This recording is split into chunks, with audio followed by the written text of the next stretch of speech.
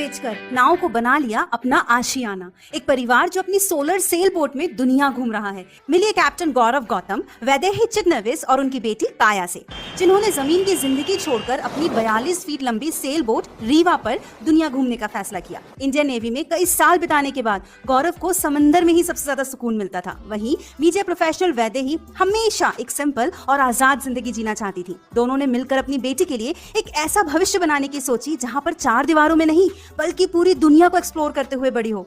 2022 में उन्होंने अपनी जिंदगी का सबसे बड़ा फैसला लिया और फर्नीचर से लेकर कीमती विरासत तक अपनी हर चीज बेचकर अनजान सफर पर निकल पड़े। कई महीनों की तलाश के बाद उन्हें 1988 में बनी टाइना वैंकूवर 42 रीवा मिली। इस पुरानी लेकिन मजबूत नाव में वो सब था जिससे इसमें एक घर बसाया जा सकता था। पहले जिस परिवार के पास किसी चीज की कमी नहीं थी, अब उन्हें सिर्फ 120 किलो जरूरी चीजों के साथ गुजारा करना था। उनके लिए सबसे बड़ी चुनौती यही थी, कम में जीना सीखना। ना अलग अलग कमरे, ना महंगे गैजेट, सिर्फ एक छोटा सा किचन और ऐसे बेड्स जो लहरों के साथ हिलते हैं। इस अनोखे घर में बिजली के लिए 760 वॉट के सोलर पैनल्स हैं। इस्तेमाल के लिए बारिश का पानी जमा होता है। समुद्र के बीच सुपरमार्केट्स नहीं होते, इसलिए इन्हें हर चीज के इस्तेमाल से पहले खूब प्लानिंग करनी पड़ती है, चाहे वो खाना हो या पानी। अब तक ये परिवार 4 देशों में 10,000 से ज्यादा न्यूट्रिकल माइल्स की यात्रा कर चुके हैं। ये किसी तय रास्ते पर नहीं चलते, ना ऐप है, ये मौसम के हिसाब से चलते हैं, जहाँ कई हफ्ते ऐसे बीतते हैं जब कोई दूसरा इंसान तक नहीं दिखता, लेकिन हर मुश्किल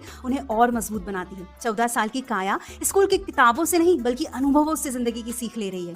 कुछ लोग इन्हें लापरवाह कहते हैं, कुछ बहादुर, लेकिन गौरव और वैदेही के लिए ये फैसला सिर्फ जिंदगी जीने का नहीं था, बल्कि अपनी बेटी को ये सिखाने का था कि दुनिया इतनी बड़ी है कि उसे सिर्फ एक जगह पर रहकर नहीं देखा जा सकता।